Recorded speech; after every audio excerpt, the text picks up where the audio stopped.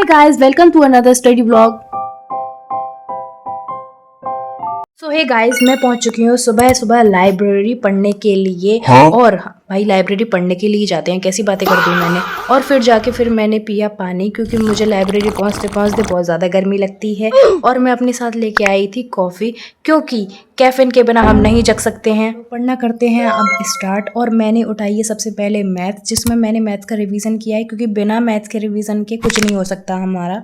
यार मुझे 1 महीने से कोल्ड हो रखा है, पता नहीं ये कोल्ड जा ही नहीं रहा है, इसने मेरी हालत खराब करके रखती है।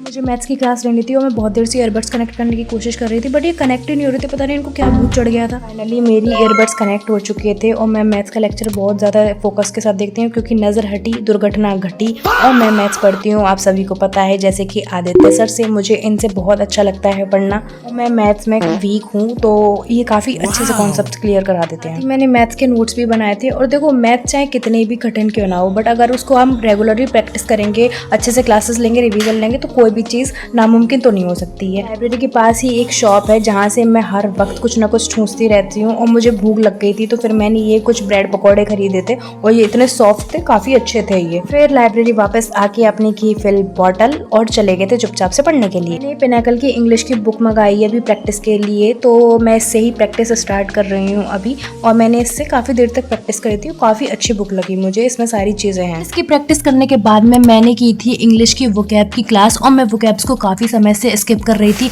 बट वोकैब्स को स्किप करना मेरी सबसे बड़ी गलती थी, क्योंकि मैं इसके बिना इंग्लिश को अच्छे से समझ ही नहीं पा रही हूँ। और इंग्लिश बहुत ज़्यादा इंपॉर्टेंट है भाई, साथ इंग्लिश की रीडिंग भी करती हूँ।